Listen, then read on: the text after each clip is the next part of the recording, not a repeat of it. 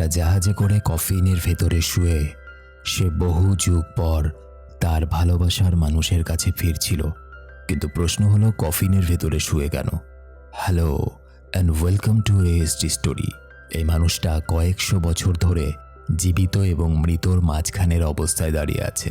না পুরোপুরি জীবিত, না পুরোপুরি মৃত। একে ধরার জন্য দুজনকে দেখা যায় রাতের বেলায় ওরা একটা নৌকা নিয়ে বেরোয়। এর জন্য গোটা একটা শহর ভয়ঙ্কর রোগে আক্রান্ত হচ্ছে। এমনই একটা সেরা কাহিনী নিয়ে এএসডি স্টোরি প্রেজেন্টস নসফেরাতু। রাত তখন গভীর। অ্যালেন নামের এই বাচ্চা মেয়েটা অন্ধকারের দিকে তাকিয়ে প্রার্থনা করছিল। সে চাইছিল তার জীবনে এমন কেউ আসুক যে তার একাকিত্ব দূর করবে। কিন্তু সেই ডাক পৌঁছে যায় এক ভয়ঙ্কর জিনিসের কাছে, যার নাম কাউন্ট ওরলক। সে একজন ভ্যাম্পায়ার, মানুষের রক্ত চুষে খায়। কাউন্ট তার ভারী আওয়াজে তাকে বলে, তুমি আমায় অন্ধকার থেকে জাগিয়ে এনেছ। আজ বহু বছর পর আমি জেগে উঠেছি। তুমি কি সারা জীবন আমার সাথে থাকবে? এলেন একটা ঘোরের মতো অবস্থা ছিল। সে বলে, হ্যাঁ, আমি থাকব। কাউন্ট এলেনের সঙ্গে শারীরিকভাবে ঘনিষ্ঠ হতে শুরু করে, সেসব কাজ করতে শুরু করে যেগুলো আমার কপালে এখনো জোটেনি। যাই হোক, হঠাৎই সে তার গলা চেপে ধরে। ধীরে ধীরে এলেন আর কাউন্টের মধ্যে এক গভীর সম্পর্ক তৈরি হয়ে যায়। অ্যালেন যেমন একদিকে কাউন্টের প্রতি গভীর টান অনুভব করত, আবার তাকে ভয়ও পেত।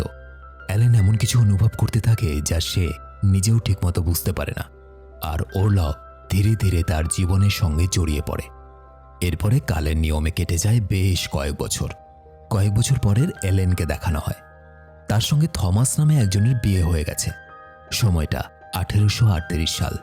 তারা জার্মানির উইসবার্গ শহরে বসবাস করছিল। একদিন থমাসের মালিক, যার নাম হার্নক, সে ট্রান্সিলভেনিয়াতে যেতে বলে থমাসকে। সেখানে তাকে কাউন্ট অরলকের কাছে একটা পুরনো এবং প্রায় পরিত্যক্ত বাড়ি, যার নাম গ্রুনেওয়াল্ড ম্যানর, সেটা বিক্রির ব্যবস্থা করতে হবে। এই বাড়িটা আর কোথাও না, বরং এই শহর উইসবার্গেই আছে। এটা শুনে অ্যালেন খুব অস্থির হয়ে পড়ে। সে থমাসকে বলে, তুমি যেও না। আমি আমাদের বিয়ের একটা স্বপ্ন দেখেছি, কিন্তু সেখানে তুমি আমার পাশে ছিলে না, ছিল মৃত্যু। এবং অবাক ব্যাপার, সে মৃত্যু দেখেও আমি খুব খুশি ছিলাম। তারপর দেখলাম সবাই মারা গেছে, সবাই। কিন্তু তারপরেও আমি মৃত্যুর হাত ধরে খুব খুশি ছিলাম। এই অদ্ভুত স্বপ্নের কথা বলতে বলতে অ্যালেন কেঁদে ফেলে। থমাস ভাবে এগুলো অ্যালেনের পুরনো দুঃস্বপ্ন এবং কল্পনার অংশ। কিন্তু অ্যালেনের বিশ্বাস ছিল এই স্বপ্নের সঙ্গে ভয়ঙ্কর কিছু জড়িয়ে আছে। থমাসের যাওয়া ছাড়া কোনো উপায় ছিল না। সুতরাং থমাস অ্যালেনকে তার বন্ধু ফেডরিকের বাড়িতে রেখে যায়। ফেডরিক এবং তার গর্ভবতী স্ত্রী আনা তাদের দুই মেয়েকে নিয়ে সেখানে থাকত। থমাস জানত না যে তার মালিক হেনরি নক গোপনে কাউন্ট অরলকের হয়ে কাজ করছে। দেখা যায় নক নগ্ন অবস্থায় চারদিকে মোমবাতি জ্বালিয়ে কাউন্টের জন্য পুজো করছিল। আসলে নক আর কাউন্ট একসাথেই প্ল্যান করেছিল যে কিভাবে কাউন্টকে এলেনের কাছে আনা যায়। রাতের বেলায় এলেন তার চুল কেটে একটা লকেটে ভরে থমাসকে স্মৃতি হিসাবে দিয়ে দেয়, মানে ওই চুলের স্মৃতি। পরের দিন কাউন্ট বেরিয়ে পড়ে ট্রান্সিলভেনিয়ার একটা ছোট্ট গ্রামে।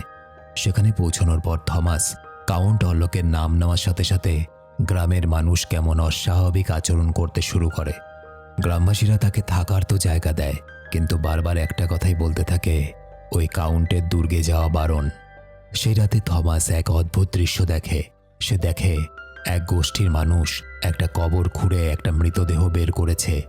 তারা মনে করে এই মৃত লোকটা একজন ভ্যাম্পায়ার। এরপর তারা মৃতদেহটার বুকে একটা কাঠের খুঁটি ঢুকিয়ে দেয়। দেখা যায় মৃতদেহের মুখ থেকে প্রচুর রক্ত বেরোতে থাকে। পরদিন সকালবেলায় থমাস ঘুম থেকে উঠে দেখে পুরো গ্রাম ফাঁকা, আশেপাশে কোনো মানুষ নেই। এমনকি তার ঘোড়াটাও উধাও হয়ে গেছে। কোনো উপায় না দেখে সে নিজেই হেঁটে হেঁটে পথ চলতে শুরু করে এবং ভাবতে শুরু করে, এক রাতের মধ্যে পুরো গ্রাম ফাঁকা কি করে হলো?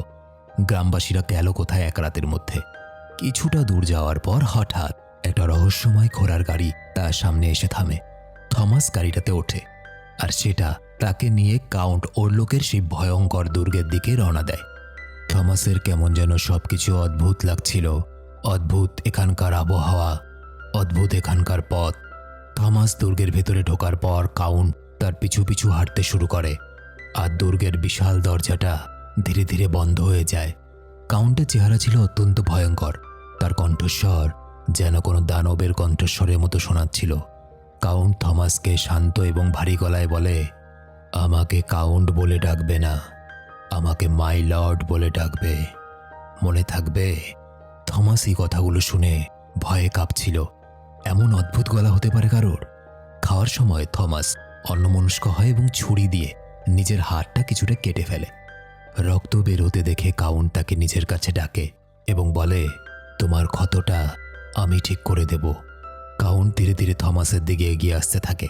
থমাস ভয়ে কাঁপতে থাকে এবং এক পর্যায়ে গিয়ে সে জ্ঞান হারিয়ে ফেলে। জ্ঞান ফিরলে থমাস নিজেকে একা দেখতে পায়। আশেপাশে কেউ নেই। সে একটা আয়নায় নিজের পেটের ক্ষত দেখে চমকে ওঠে। পেটে তো ক্ষতটা ছিল না। আগের রাতে কাউন্ট তার শরীরে দাঁত বসিয়ে রক্ত চুষেছিল। সেই রাতে কাউন্ট তাকে কিছু সরকারি কাগজপত্র সই করতে দেয় এবং বলে, আমার প্রতিনিধি হিসাবে তুমি এগুলো সই করো। কাগজগুলো পুরনো ভাষায় লেখা ছিল। থমাস কিছুই বুঝতে পারে না কোন কাগজে সাইন করছে সে। এমন সময় কাউন্ট থমাসের কোমরে ঝোলানো একটা লকেট দেখতে পায় এবং জানতে চায় ওটা কি। লকেটের ভেতরে ছিল থমাসের স্ত্রী এলেনের ছবি এবং তার স্ত্রীর চুল, মাথার চুল। এলেনের ছবি দেখা মাত্রই কাউন্ট অদ্ভুত রকমের আগ্রহ দেখায় এবং ছবিটাকে নিজের কাছে রেখে থমাসকে কিছু স্বর্ণ মুদ্রা দেয়। থমাস ভয় পেয়ে যায় কিন্তু কাগজগুলোতে সই করে দেয়। থমাসের মাথায় একটাই প্রশ্ন ঘুরছিল, এত বড় একজন অভিজাত ব্যক্তি যার কাছে এই বিশাল দুর্গ আছে, এসব ছেড়ে সে কেন গ্রুনেওয়াল্ড ম্যানরের মতো একটা পুরনো বাড়ি কিনতে চাইছে? ব্যাপারটা তার কাছে অদ্ভুত মনে হয়, অদ্ভুত লাগারও কথা। সব কাগজে সই হয়ে গেলে কাউন্ট বলে, থমাস, চুক্তি সম্পন্ন হয়েছে। এই কথার অর্থ ছিল কাউন্ট অর্লোক যা চেয়েছিল তাই পেয়ে গেছে এবং এখন সে এলেনের কাছে পৌঁছতে পারবে। থমাস তাকে বলে, আমাকে অনুমতি দিন, আমি ফিরতে চাই, আমার কাজ শেষ। কিন্তু অবাক ব্যাপার, কাউন্ট তাকে যেতে দেয় না। থমাস ধীরে ধীরে বুঝতে শুরু করে যে এই দুর্গে সে কোনো অতিথি নয়, আসলে সে এখানে একজন বন্দী হয়ে গেছে। কাউন্ট তাকে কোনো একটা কারণে এখান থেকে বেরোতে দিচ্ছে না। পরদিন সকাল হয়, থমাসের ঘুম ভাঙে। ঘুম থেকে উঠে বসে সে দেখে তার বুকে কিসের দাঁতের কামড়ের দাগ। প্রচণ্ড ভয় পেয়ে যায়। দুর্গ থেকে বেরোনোর চেষ্টা করে কিন্তু সব দরজা বন্ধ, এমনকি দুর্গের মূল দরজাটাও বন্ধ। এদিক ওদিক খুঁজতে খুঁজতে একটা দরজা পায়। কোনোভাবে সেটা খুলে ধীরে ধীরে নিচে নেমে যায়। নিচে গিয়ে সে যা দেখে তাতে তার রক্ত জমে যায়। সে দেখে অনেক অনেক বছর আগের একটা পুরনো কফিন। সেই কফিনের গায়ে অদ্ভুত সব চিহ্ন আঁকা ছিল। থমাস সাহস করে কফিনের ঢাকনাটা খুলতেই ভেতরে কাউন্ট অর্লোকের মৃতদেহের মতো নিথর শরীর দেখতে পায়। তার মনে হয় দিনের বেলায় কাউন্ট হয়তো অসহায় অবস্থায় থাকে এবং এই কারণে কফিনের মধ্যে ঢুকে থাকে। তাই পাশে রাখা একটা হাতুড়ি তুলে সে কাউন্টের ওপরে হামলার চেষ্টা করে, কারণ কাউন্টকে না মারতে পারলে সে এখান থেকে বেরোতে পারবে না। কিন্তু আঘাত করার আগেই কাউন্ট হঠাৎ চোখ খুলে ফেলে। এটা দেখে থমাস ভয়ে সেখান থেকে দৌড়ে পালায়। দেখা যায় কাউন্টের কাছে এখনও এলেনের লকেটটা রয়েছে। এলেনের ছবির দিকে তাকিয়ে সে কেমন অদ্ভুত গলায় বিড়বিড় করে বলতে থাকে, এলেন, আমাকে চিনতে পারছো? তোমার স্বামী তোমার থেকে হারিয়ে গেছে। এখন থেকে শুধু আমাকে স্বপ্ন দেখো, শুধু আমিই আছি। ঠিক সেই সময় এলেনও কেমন যেন কারোর উপস্থিতি অনুভব করতে শুরু করে। দুজনের মধ্যে যে সম্পর্ক তৈরি হয়েছিল সেই সম্পর্ক এখনও থেকে গেছে। এরপর কাউন্ট থমাসের কাছে আসে। একই সাথে এলেনেরও ভয়ঙ্কর রূপ দেখা যায়। থমাস অচেতন অবস্থাতে থাকতেই কাউন্ট তার রক্ত খেতে শুরু করে। ওদিকে এলেনের অবস্থাও ক্রমশ খারাপ হতে থাকে। তাকে দেখে মনে হচ্ছিল যেন কোনো অশুভ শক্তি তাকে নিজের নিয়ন্ত্রণে নিচ্ছে। ডক্টর ফেডরিক এটাকে শারীরিক অসুস্থতা বলেই মনে করে এবং এলেনকে ঘুমের ওষুধ দেওয়া হয়। এদিকে থমাসের জ্ঞান ফিরে আসার সাথে সাথেই কাউন্টের পোষা নেকড়েটা তার উপর হামলা করার চেষ্টা করে। প্রাণ বাঁচাতে থমাস দুর্গের একটা জানালা দিয়ে পালানোর চেষ্টা করে, কিন্তু পালাতে গিয়ে তার পা পিছলে যায় এবং অনেক উঁচু থেকে পড়ে যায়। এলেন খুব চিন্তায় পড়ে যায়। থমাস এখনও বাড়ি ফেরেনি এবং একই সাথে হার্নকেও কোথাও খুঁজে পাওয়া যাচ্ছে না। কিছুক্ষণ পর নদীর ধারে এলেন আবার সেই অদ্ভুত ঘরের মধ্যে চলে যায়। মনে হচ্ছিল কাউন্টের অদৃশ্য শক্তি দূর থেকে তার ওপর প্রভাব ফেলেছে। এদিকে দেখা যায় হার্নককে একটা হাসপাতালের কক্ষে বন্দি করে রাখা হয়েছে, কারণ সে ক্রমশ খুব বিপজ্জনক হয়ে উঠছিল। বাজারের মাঝখানে সে চিৎকার করছিল, হাসছিল, আর 3টে জ্যান্ত ভেড়া কাঁচা খেয়ে ফেলেছিল। ডাক্তার তাকে জিজ্ঞেস করে তুমি কে? হার্নার উত্তর দেয়, আমি আমার প্রভুর সেবক। এরপর সে কাউন্ট ওরলককে নিয়ে কথা বলতে শুরু করে। সে বলে, আপনি জানেন আমার প্রভু কত মহান, কত সুন্দর। কথা বলতে বলতে সে হাতে থাকা একটা পায়রাকে আদর করছিল। হঠাৎ সেই পায়রাটার মাথায় সে কামড় বসায় এবং পায়রাটাকে কাঁচাই চিবিয়ে খেতে শুরু করে। মুহূর্তের মধ্যে তার মুখ রক্তে ভরে যায়। ডাক্তার শান্তভাবে তার কথা শুনছিলেন এবং তার সম্পর্কে আরও জানার চেষ্টা করছিলেন। কিন্তু হঠাৎ হার্নেক ডাক্তারের উপর ঝাঁপিয়ে পড়ে। মনে হচ্ছিল সে ডাক্তারকেও কাঁচা চিবিয়ে খেয়ে ফেলতে চায়। তখনই গার্ডরা ছুটে আসে এবং ডাক্তারকে বাঁচায়। হার্নকে মারতে শুরু করে। ওদিকে দেখা যায় একজন নান নদীর ধারে থমাসের অচেতন দেহটা খুঁজে পায়। তাকে একটা প্রার্থনার আশ্রমে নিয়ে যাওয়া হয়, যেখানে সবাই তার জন্য প্রার্থনা করতে থাকে। কিছুক্ষণ পর থমাসের জ্ঞান ফেরে। সে ভীষণ ভয় পেয়েছিল।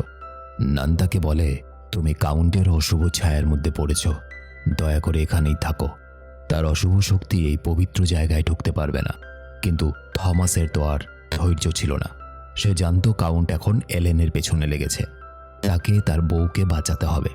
পরদিন সকালবেলায় সে নিজের ঘোড়া নিয়ে রওনা দেয়। নিজের কথা না ভেবে সে যত দ্রুত সম্ভব বাড়ি ফেরার চেষ্টা করতে থাকে। ওদিকে এলেনের অবস্থা দিন দিন আরও খারাপ হচ্ছে। ফেডরিক এদিকে হার্নকের খবর পায়। সে জেনে গেছে হার্নক পুরোপুরি পাগলের মতো আচরণ করছে আর বারবার শুধু একটা কথাই বলছে, সে আসছে, সে তাড়াতাড়ি আসছে। ডাক্তার প্রথমে এলেনের অসুস্থতাকে সাধারণ চিকিৎসাবিদ্যার মাধ্যমে বোঝার চেষ্টা করছিলেন, কিন্তু এলেনের অবস্থা দিন দিন যত খারাপ হতে থাকে তার চারপাশে অদ্ভুত সব ঘটনা ঘটতে থাকে। ডাক্তার বুঝতে পারে যে সাধারণ চিকিৎসাবিদ্যা দিয়ে এর ব্যাখ্যা পাওয়া সম্ভব না। তিনি ফেডরিককে বলেন, আমি একজন ভালো ডাক্তার এবং গবেষককে চিনি, যিনি এখানে নতুন এসেছেন। সম্ভবত তিনি একমাত্র ব্যক্তি যিনি অ্যালেনের সমস্যাটা বুঝতে পারবেন যে অ্যালেনের কি হয়েছে। তার নাম ভন ফ্রান্স। তার অলৌকিক এবং অদ্ভুত ঘটনা নিয়ে অনেক জ্ঞান আছে। ওদিকে দেখা যায় বিপদ ক্রমশ কাছে আসছিল। কাউন্ট নিজের কফিনের ভেতরে লুকিয়ে অসংখ্য রোগ ছড়ানো ইঁদুরকে সঙ্গে করে জাহাজে করে উইসবার্গের উদ্দেশ্যে রওনা দেয়। সে জানত খুব তাড়াতাড়ি সে এলেনের কাছে পৌঁছে যাবে। কাউন্ট খুশি হয়ে নিজের মনের মধ্যেই বলতে থাকে কেমন অদ্ভুতভাবে, খুব তাড়াতাড়ি আমি আর তুমি এক হয়ে যাব আমার প্রিয় এলেন, আমরা এক হয়ে যাব। অবশ্য কাউন্ট একা নয়, সে নিজের সাথে করে নিয়ে আসে বিষাক্ত ইঁদুর এবং মহামারী। জাহাজের ভেতরে ভয়ঙ্কর ঘটনা ঘটতে শুরু করে। একের পর এক ব্যক্তি অসুস্থ হয়ে মারা যেতে থাকে। তাদের মুখ দিয়ে রক্ত বেরোচ্ছিল আর পুরো জাহাজে আতঙ্ক ছড়িয়ে পড়ে। যাত্রীরা বিশ্বাস করতে শুরু করে যে জাহাজ থেকেই মহামারী ছড়াচ্ছে। অন্যদিকে ফেডরিক আর ডাক্তার ভন ফ্রান্সকে আনতে চায়। তারা তাকে এলেনের কাছে নিয়ে আসে। ফেডরিক এলেনকে সামলাতে না পেরে তাকে বিছানায় বেঁধে রাখত। ভন তাকে মুক্ত করতে বলে এবং এলেনের পাশে বসে শান্ত গলায় জিজ্ঞেস করে, তোমার কি অদ্ভুত সমস্যাগুলো ছোটবেলা থেকেই হতো? আমাকে একটু খুলে বলো। এলেন ধীরে ধীরে বলতে শুরু করে। সে বলে, আমি কিছুই জানি না, সব কিছু কেমন যেন স্বপ্নের মতো ছিল। বড়দিনের উপহার খোলার আগেই আমি জানতাম যে ভেতরে কি আছে। আমার মা কোন ঘর দিয়ে হেঁটে যাবে সেটাও আমি আগে থেকে বুঝতে পারতাম। অনেক সময় আমার বাবা আমাকে জঙ্গলের ধারে একা একটা মাঠে ঘুরে বেড়াতে দেখতেন। আমি নিজেও জানতাম না আমি কখন জঙ্গলের ধারে চলে গেছি। বয়স বাড়ার সাথে সাথে আমি এইসব লুকিয়ে রাখতে শিখি। এগুলোর বিরুদ্ধে অনেক লড়াই করতাম, বিশ্বাস করুন। কিন্তু আমি খুব একা ছিলাম। আমি চাইতাম আমার পাশে কেউ থাকুক। তারপর এক রাতে আমি তার উপস্থিতি অনুভব করি এবং তার সাথে শুরু হয় আমার এক অদ্ভুত সম্পর্ক। তার বলতে এখানে এলেন কাউন্ট ওরলকের কথা বলছিল। এলেন আরও বলে, একদিন অদৃশ্যভাবে আমি তার সঙ্গে শারীরিক সম্পর্কে জড়িয়ে যাই এবং তারপর থেকে রোজ সে আমার সাথে শারীরিক সম্পর্ক করত এবং আমার বাবা আমাকে মেঝেতে অচেতন অবস্থায় খুঁজে পেতেন। তিনি বলেছিলেন এগুলো নাকি আমার পাপের ফল। তারপর আমার সাথে থমাসের পরিচয় হয়। সব কিছু যেন ঠিক হয়ে গেছিল। আমি নিজেকে আবার স্বাভাবিকভাবে মনে করতে শুরু করেছিলাম, কিন্তু সব কিছু কেমন যেন ফিরে এসেছে। সেই রাতে এলেন আবার সেই অদ্ভুত ঘোরের মধ্যে চলে যায়। মনে হচ্ছিল যেন কোনো অদৃশ্য শক্তি তাকে নিয়ন্ত্রণ করছে। ভন তাকে পরীক্ষা করে।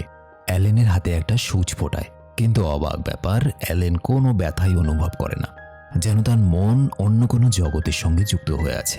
ফ্রান্স বারবার জিজ্ঞেস করতে থাকে, তুমি কি দেখছো? অ্যালেন বলে, মৃত্যুর এক ছায়া, সে যেন তার অন্ধকার ছড়িয়ে দিচ্ছে, সে আসছে। তার শরীর কাঁপতে শুরু করে, সে ক্রমশ উত্তেজিত হয়ে ওঠে। ভন ফ্রান্স কিছু মন্ত্র পড়তে শুরু করে। হঠাৎ অ্যালেনের কণ্ঠস্বর বদলে যায়, যেন অন্য কেউ তার মুখ দিয়ে কথা বলছে।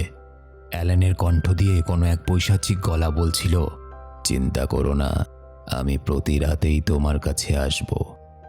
যা কিছু ভালো আছে সব অশুভ শক্তি দিয়ে ভরে দেব। চারদিকে শুধু রক্ত আর মৃত্যু থাকবে, মৃতদের কবর দেওয়ারও লোক থাকবে না। কিছুক্ষণ পর অ্যালেন স্বাভাবিক অবস্থায় ফিরে আসে। সে কান্নায় ভেঙে পড়ে, কারণ এই সব কিছু তার শরীর ও মনকে ভীষণ কষ্ট দিচ্ছিল। এরপর ভন ফেডরিক আর ডাক্তারকে বলে, আমার মনে হয় ও অভিশপ্ত, কোনো এক অশুভ শক্তি ওকে নিজের দখলে রেখেছে। আমার মনে হয় ছোটবেলা থেকে ওর মধ্যে এমন কিছু ছিল যার কারণে অশুভ শক্তিও খুব সহজে ওর উপরে প্রভাব ফেলতে পারে। তোমরা ওর ওপর নজর রেখো। ওদিকে দেখা যায় হার্নক নিজের রুমে চিৎকার করে যাচ্ছিল। একজন কর্মচারী তাকে শান্ত করতে গেলে হার্নক হঠাৎ তার ওপর হামলা করে এবং তাকেও কামড়ে দেয়। সেখান থেকে পালিয়ে যায়। রাস্তায় দৌড়তে দৌড়তে এসে অদ্ভুতভাবে চিৎকার করতে থাকে আর বলে, সে এসেছে, আমার প্রভু এসে গেছে। ওদিকে থমাস অবশেষে উইসবার্গে ফিরে আসে এবং ফেডরিকদের বাড়ির সামনে পৌঁছায়, কিন্তু তার তো শারীরিক অবস্থা খুবই খারাপ হয়ে গেছে। থমাসকে দেখে অ্যালেন কিছুটা শান্তি পায় এবং কিছুটা ভয়ও পেয়ে যায়। থমাস দুর্বল গলায় বলে, তুমি ঠিক বলেছিলে এলেন। এইটুকু কথা বলে সে অজ্ঞান হয়ে যায়। অন্যদিকে কাউন্টের জাহাজ উইসবার্গ বন্দরে এসে পৌঁছায়। জাহাজ থামার সাথে সাথেই অসংখ্য ইঁদুর শহরের ভেতরে ছড়িয়ে পড়তে শুরু করে। কাউন্ট নিজের নতুন বাড়িতে বসে হার্নককে বলে, তাকে নিজের ইচ্ছাতেই আমার কাছে আসতে হবে, তাকে জোর করে নেওয়া যাবে না। খুব তাড়াতাড়ি আমি তার কাছে পৌঁছে যাব। দেখা যায় পুরো উইসবার্গ শহরে মহামারী ছড়িয়ে পড়ে। চারদিকে শুধু অসুস্থতা আর মৃত্যু। ডাক্তার আর ভন মৃতদেহগুলো পরীক্ষা করতে শুরু করে। তারা লক্ষ্য করে যে মৃতদের শরীরে অদ্ভুত কামড়ের দাগ রয়েছে এবং তাদের শরীরে প্রায় কোনো রক্তই বেঁচে নেই, যেন কেউ রক্তগুলো শুষে খেয়ে নিয়েছে। ঠিক তখনই তারা জানতে পারে যে হার্নক এক কর্মচারীকে হত্যা করেছে এবং শহরে ঘুরে বেড়াচ্ছে। সবকিছু মিলিয়ে ভন বুঝতে পারে যে এটা কোনো সাধারণ মহামারী নয়, এর পেছনে আছে আর ভয়ঙ্কর কিছু, যেটা তারা এখনো জানতে পারেনি। ফেডরিক এখন এই সমস্ত অদ্ভুত অলৌকিক ব্যাপার বিশ্বাস করতে চাইছিল না। ভন তাকে শান্ত গলায় বলে, তোমার কি মনে হয় এই সমস্ত কিছু সাধারণ কিছু? না, আমরা কোনো রোগের সাথে লড়াই করছি না, আমরা এমন একটা জীবন্ত মৃত প্রাণীর সঙ্গে লড়াই করছি যার নাম নসফেরাতু, এবং সে একজন ভ্যাম্পায়ার। সেই রাতেই অ্যালেন অ্যানার পাশে শুয়েছিল। হঠাৎ মাঝরাতে তার ঘুম ভেঙে যায়। সে অন্ধকারে উঠে বসে এবং জানালা খুলে ফেলে আর দেখে কাউন্ট ওরলক তার ঘরের ভেতরে। কাউন্ট কেমন একটা শান্ত গলায় বলে, আমি যুগের পর যুগ অন্ধকারে ডুবেছিলাম যতক্ষণ না তুমি আমাকে জাগিয়ে তুলেছিলে। তুমিই আমার দুর্বলতা। তোমার স্বামী সোনার কয়েনের বিনিময়ে বিবাহ বিচ্ছেদের কাগজে সই করেছে, আর সেই চুক্তিটা তোমাকে শেষ করতে হবে। অর্থাৎ ওই যে কাগজের মধ্যে সই করিয়ে নিয়েছিল কাউন্ট থমাসকে দিয়ে, ওটা আসলে ডাইভোর্সের পেপার ছিল। কাউন্ট তাকে নানা রকম কথা বলে নিজের দিকে টানার চেষ্টা করে, কিন্তু অ্যালেন দৃঢ় গলায় বলে, আমি তোমাকে ঘৃণা করি, শুধু ঘৃণা। কাউন্ট রেগে যায়। সে বলে, আমাকে ঘৃণা করো, করো, তোমাকে 3 রাত সময় দিলাম, আজ প্রথম রাত, আজকে তুমি আমাকে ফিরিয়ে দিলে। এখন আমি এক এক করে তোমার সমস্ত প্রিয় মানুষদেরকে কেড়ে নেব, আর তৃতীয় রাতের শেষে তুমি নিজেই আমার কাছে আসবে। হঠাৎ অ্যালেনের ঘুম ভেঙে যায়। সে বুঝতে পারে সে কাউন্টকে আবার স্বপ্নে দেখেছিল। ঠিক তখনই পাশের ঘর থেকে অ্যানার যন্ত্রণা শব্দ শুনতে পায়। সে দেখে এক ভয়ঙ্কর দৃশ্য। অ্যানা মেঝেতে পড়ে আছে এবং চারিদিকে অসংখ্য ইঁদুর তার ওপর হামলা করছে। পরিস্থিতি খারাপ, আরও খারাপ হয়ে যায়। ওদিকে হাসপাতালে রোগীদের রাখার জায়গা পর্যন্ত নেই। চারিদিকে কান্না, চিৎকার, আতঙ্ক। সবাই শুধু নিজেদের বাঁচানোর চেষ্টা করছে। অ্যানা ধীরে ধীরে মৃত্যুর দিকে এগিয়ে যাচ্ছিল। অ্যালেন ফেডরিককে বোঝানোর চেষ্টা করে যে এর পিছনে কোনো অশুভ শক্তি কাজ করছে, কিন্তু ফেডরিক রেগে যায়। সে বলে, তুমি আর থমাস নিজের বাড়িতে ফিরে যাও, আমি এসব আর সহ্য করতে পারছি না। যবে থেকে তুমি এসেছো তবে থেকে কিছু না কিছু একটা হয়ে যাচ্ছে। অ্যালেনও রেগে যায়। সে বলে, তুমি আমার কোনো যত্ন নাওনি, যত্নের নাম করে তুমি আমাকে বেঁধে রেখেছিলে। অ্যানাও মারা যাচ্ছে, তুমিও মরবে, সবাই মরবে। ওদিকে ভন আর ডাক্তার পুরনো একটা বই খুঁজে পায় যেখানে নসফেরাতু সম্পর্কে কিছু তথ্য লেখা ছিল। ভন পরিষ্কার বুঝতে পারে যে নসফেরাতুকে কোনো সাধারণ অস্ত্র বা শক্তি দিয়ে তো মারা সম্ভব নয়। পুরনো বইপত্র ঘেঁটে জানতে পারে তাকে হারানোর একমাত্র উপায় হলো একজন নারীকে নিজের ইচ্ছায় ভ্যাম্পায়ারটাকে সূর্য ওঠা পর্যন্ত আটকে রাখতে হবে। সূর্যের আলোতেই একমাত্র নসফেরাতু ধ্বংস হতে পারে। ফ্রান্স বুঝতে পারে কাউন্ট অর্লককে থামানোর চাবিকাঠি একমাত্র এলেনি।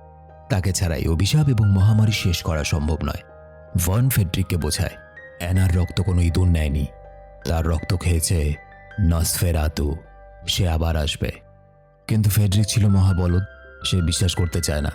সে বলে, না, এটা শুধুমাত্র একটা রোগ। অ্যালেনা থমাস নিজেদের বাড়িতে ফিরে আসে। থমাস বলে, তাড়াতাড়ি করো, আমাদের এই শহর ছেড়ে চলে যেতে হবে। কাউন্ট অর্লক মানে নসফেরাতু তোমার পেছনে লেগেছে। অ্যালেন তাকে সবকিছু সত্যি কথা খুলে বলে। সে বলে, কাউন্টই আমার সেই ভয়ঙ্কর স্বপ্নগুলোর কারণ। অনেক বছর থেকে সে আমাকে ভালোবাসে, আর এখন আমি বিয়ে করার পরও আমাকে সে নিজের কাছে ফিরিয়ে নিতে চায়। আর সে বলেছে আমি যদি তার কথা না মানি তাহলে তোমাকেও সে মেরে ফেলবে। কথাগুলো বলতে বলতে এলেনের শরীর খারাপ হতে শুরু করে, তার আচরণ পাল্টাতে শুরু করে এবং সে ভয়ঙ্কর হতে শুরু করে। তবু সে থমাসকে শক্ত করে জড়িয়ে ধরে, কাঁদতে কাঁদতে বলে, আমাকে ছেড়ে যেও না থমাস, আমি চাই কাউন্ট দেখুক আমরা একে অপরকে কতটা সত্যিকারের ভালোবাসি। এরপর থমাস আর এলেন একে অপরের কাছে আসে এবং আবার ওসব করতে শুরু করে যেগুলো আমি কখনো করিনি। কিছুক্ষণ পর কান্না গলায় এলেন বলে, থমাস, তোমাকে ছাড়া আমি নিজেকে হারিয়ে ফেলব। পরের রাত অর্থাৎ দ্বিতীয় রাত্রি, কাউন্ট নিজের অশুভ শক্তি ব্যবহার করে ফেডরিককে ঘুমের মধ্যে ডুবিয়ে রাখে যাতে কোনোভাবে জেগে উঠতে না পারে। হঠাৎ অ্যানা তার দুই মেয়ের চিৎকার শুনতে পায়। সে দৌড়ে ঘরে যায়। সেখানে গিয়ে সে দেখে এক ভয়ঙ্কর দৃশ্য। কাউন্ট তার দুই মেয়ের রক্ত চুষে খেয়ে ফেলেছে। কিছুক্ষণের মধ্যেই দুই শিশুর কান্না থেমে যায়। এরপর কাউন্ট অ্যানাকেও হত্যা করে। এই ঘটনা ফেডরিককে পুরোপুরি ভেঙে দেয়। পরদিন শেষকৃত্যের পর ভন থমাস আর ডাক্তারকে দেখেই রেগে যায়। থমাস নিজের বুকে থাকা কামড়ের দাগ দেখিয়ে বলে, এই দেখো, ভ্যাম্পায়ার সত্যিই আছে। তা আমার ডাউট আছে কামড়টা ভ্যাম্পায়ারের নাকি এলেন দিয়েছিল। যাই হোক, ফেডরিক সবকিছু বিশ্বাস করতে শুরু করে এবং এবার সবাই মিলে নসফেরাতুকে থামানোর পরিকল্পনা করে, একটা প্ল্যান করে। ফোয়ান বলে, কাউন্ট অর্লক মানে নসফেরাতু তার কফিন গ্রেনওয়াল্ড ম্যানরে লুকিয়ে রেখেছে। আমাদেরকে সেই জায়গাটা নষ্ট করতে হবে, তাহলে সূর্য ওঠার আগে তার কাছে আর লুকানোর কোনো জায়গা থাকবে না। হ্যাঁ, এখানে বলে রাখি যে নসফেরাতু মানে কাউন্ট অর্লক এরা কিন্তু দিনের বেলায় কোনো কিছু করতে পারে না, সূর্যের আলো এদের শত্রু। তাই যখন সূর্য ওঠে তখন সে গিয়ে তার কফিনের মধ্যে লুকিয়ে থাকে ওই ম্যানারের মধ্যে। তো যাই হোক, অ্যালেন থমাসকে ভন আর অন্যদের সঙ্গে কাউন্টের কফিন আর সমাধি ধ্বংস করতে যেতে বলে। বাইরে থেকে দেখে মনে হয় এটাই হয়তো নসফেরাতুকে হারানোর প্ল্যান, কিন্তু আসলে অ্যালেন চেয়েছিল যাতে থমাস তার থেকে দূরে থাকে, কারণ নসফেরাতু হুমকি দিয়ে রেখেছে যে থমাসকেও মেরে ফেলবে সে, এবং সেটাও জানে নসফেরাতুকে থামাতে হলে তাকে নিজেকেই বড় ত্যাগ স্বীকার করতে হবে, তাকে নসফেরাতুর সামনে স্যারেন্ডার করতে হবে। তাই সে থমাসকে দূরে পাঠিয়ে একাই কাউন্ট অর্লকের মুখোমুখি হওয়ার সিদ্ধান্ত নেয়। ওদিকে দেখা যায় ওরা কাউন্টের খোঁজে বেরিয়ে পড়ার প্রস্তুতি নিচ্ছিল, কিন্তু ফেডরিক তাদের সঙ্গে ছিল না। আসলে সে অ্যানার কফিনের কাছে চলে গেছিল।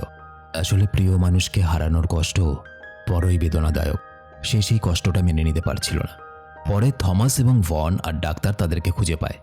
দেখা যায় অ্যানা অর্ধনগ্ন অবস্থায় এবং তার সঙ্গে ফেডরিকও নিজের জীবন ত্যাগ করেছে। এরপর তারা স্বামী স্ত্রীর জন্য প্রার্থনা করে এবং রোগ ছড়িয়ে পড়ার ভয়ে তাদের দেহ আগুনে দাহ করা হয়। এরপর থমাস, ডাক্তার আর ভন কাউন্টের বাড়িতে পৌঁছায়। ঘরে অসংখ্য ইঁদুর ভরা। তারা কোনোভাবে কফিন পর্যন্ত পৌঁছায়। থমাস কফিনটা খুলতেই ভেতরে থাকা দেহের ওপর লোহার রড দিয়ে আঘাত করে, কিন্তু ভেতরে কাউন্ট ছিল না, সেখানে ছিল হার্নকের দেহ। মৃত্যুর আগে হার্নক দুর্বল গলায় বলে, আমি আমার আত্মা আমার প্রভুকে দিয়েছিলাম, কিন্তু আমার প্রভু শুধুমাত্র এলেনকে চায়। এরপর ভন তাকে মেরে ফেলে। থমাস বুঝতে পারে যে এটা এলেনের একটা প্ল্যান ছিল, যাতে সে এলেনের থেকে দূরে থাকে আর নসফেরাতু তার কোনো ক্ষতি করতে না পারে। ওদিকে কাউন্টকে হারাতে হলে এলেনকে তাকে নিজের কাছে টেনে রাখতে হবে, যাতে সূর্য ওঠা পর্যন্ত সে কোনো নিরাপদ আশ্রয়ে ফিরতে না পারে। এলেন নতুন বউয়ের মতো সেজে জানালা খুলে দেয় এবং কাউন্টকে নিজের কাছে আসতে দেয়। কাউন্ট ঘরে এসে জিজ্ঞেস করে, তুমি কি নিজের ইচ্ছায় আমাকে গ্রহণ করছো? এলেন শান্ত গলায় বলে, হ্যাঁ। এরপর কাউন্ট তার সঙ্গে আবার কিছুক্ষণ পর পর শরীর চর্চা, এবং এলেনের বুক থেকে রক্ত চুষে খেতে শুরু করে। এইভাবেই সেই রাতটা কেটে যায়। ধীরে ধীরে ভোর হতে শুরু করে। এদিকে থমাস প্রাণপণে এলেনের কাছে পৌঁছানোর চেষ্টা করছিল। হঠাৎ সূর্যের প্রথম আলো কাউন্টের গায়ে গিয়ে পড়ে এবং সাথে সাথেই তার শরীর ধ্বংস হতে শুরু করে। সে ভয়ঙ্কর চিৎকার করে ওঠে। তার চোখ মুখ রক্তে ভরে যায়। কিছুক্ষণের মধ্যেই এলেনের বুকে মাথা রেখে সে মারা যায়। কিন্তু একই সময় এলেনও মারা যায়। ঠিক সেই সময় থমাস পৌঁছায়। সে মৃত এলেনের হাত ধরে কাঁদতে শুরু করে। ভন বলে, এক সাহসী নারী নিজের জীবন দিয়ে সেই দানবকে থামিয়েছে।